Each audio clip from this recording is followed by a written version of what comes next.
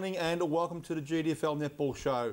Joining me on this morning's show is Felicity Clayton from the Winchelsea Netball Club. Felicity, how are you this morning? Good morning, Birdy. Well, thank you. So you're all rugged up there? Rugged up for sure. Although last weekend it was quite nice, it didn't rain on me for my first umpiring game, so I was pretty happy with that. How'd you go? All right, close game, very stressful. But Who'd you umpire? The Werribee North in the end, not you guys, as you saw. So. Werribee and North. Yeah. Close game. Very close game. So wow. It was a nice day and spectators was really good, so enjoyed it. Get any stick off any of the Werribee players? No. That's all right. Well, shouldn't say that because I'll be getting a phone call from Lynn soon. Also, joining us on the panel this morning, well, our regular panel members aren't here this morning for whatever reason. Of course, well, Christy is here. Look, she's actually, you can't quite see, she's just out of shot, but she's just up there, sitting up there. Okay, we can see. Fana just said you can see. That's all good. Is Daniell Davis from the Corio Netball Club. Danielle, good morning. Good morning, Birdy. Good morning, Birdy. Good morning, Birdy. She squawked it at you. How are you, Danny? Good, thanks. How are you? Oh, I'm very good. And how's things down at Corio? Yeah, it's all good at Corio. It's all good? How's East? East, fine. East are good. Fano, what are you laughing at, man? We always talk about East. Get off the subject. Yeah, look, you don't want to talk about East too much because Madge will be calling up and go, get off East. She's going to get you. Danielle, what's happening in your life? Nothing really. Nothing just really? Netball. How's Callum going? Yeah, right. He's going okay? That's right. Callum, who's Callum? Is your boyfriend, isn't it? Yeah. Okay, I just thought I'd just mention. Yeah, that's right. It's really Birdy, you know way too much stuff. I just know these things. That's all right. All right, look, we'll move along and we'll get on to the first game. Inverleigh 57 defeated West Geelong 21. Not a bad win there, Flick, 30 goals. Not a bad win for Inverleigh. I did think that this was going to be a little closer the way that West have been playing recently. Yeah. But obviously Inverleigh just got there on the day and ran away with it. Inverleigh's home ground could have had a bit of a difference as well. So yeah. I think, Fiona, I spoke to Fiona during the week and I know her and Holly Fowler down there weren't really happy with the end result after their, so-called, great game against East Geelong the week before. But, they're just being put back in their box and, that's right, we don't hear much about from them anymore. Inverleigh are going to be playing fairly hard netball for the next coming rounds. They are sitting 6th, so just out of the 5. Yep. They really will be pushing now, coming into the end of the season to be getting into that top 5 for finals. Well, there's only 4% separating Inverleigh and East Geelong, and yeah, sure, both clubs have got some big games coming up. The only unfortunate thing is that they follow East in the draw, so we play everyone before they do. But anyway, that's just the way it is, and we just have to keep on winning. Yep. Simple as that. The next game, East Geelong travelled down to Anarchy, coming away with a win there, 48-30. And yeah, of course, we were happy with that.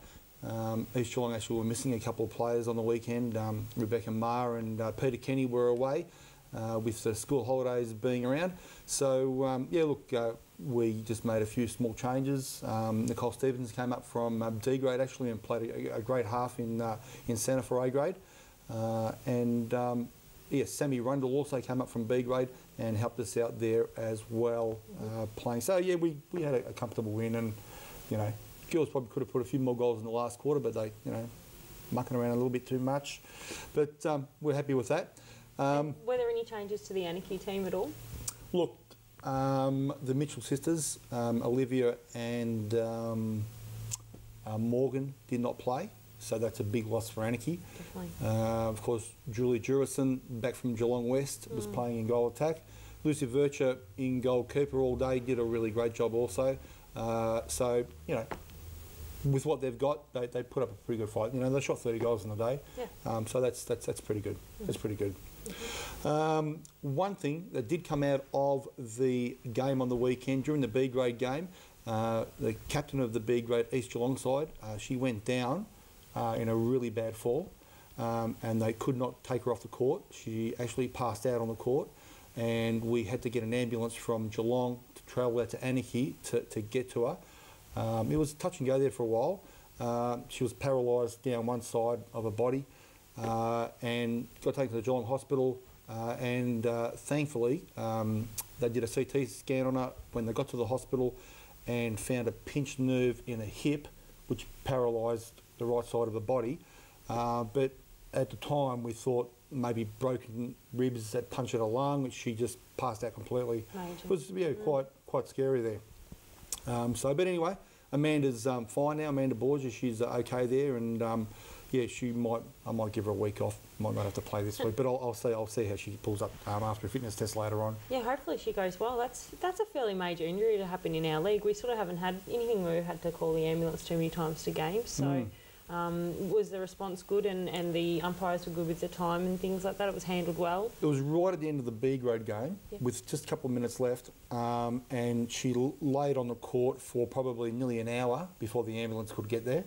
The trainers from both football clubs tried to help, but no one wanted to move her because they weren't sure what was wrong with her.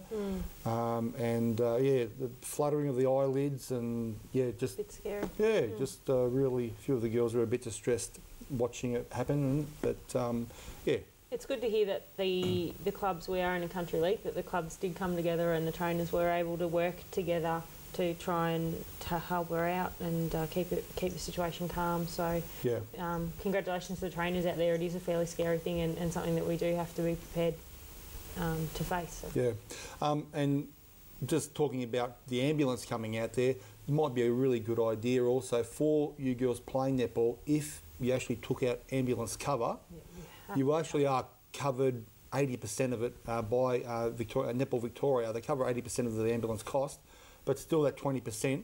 And if you're in Winchelsea and you have to go to Geelong, $400 or $500. Well, at least. It's actually a couple of thousand. Yeah. It's going to be a couple of $1,000, probably $3,000 or $4,000 from Anarchy to Geelong Hospital. Okay, yep. So, probably a good idea to take out for $40 or $50 a year. It might be, well worth doing. I think most clubs do stipulate that in their rules and regulations. When you buy a membership, they have to have ambulance cover. Yeah.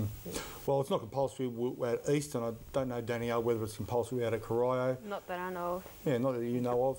So, it's just something we should maybe think about, and maybe a good little investment there if you just did do it. Moving on. Yeah, look, what we might do right now, we might go for a quick break, and we'll be back in just a moment.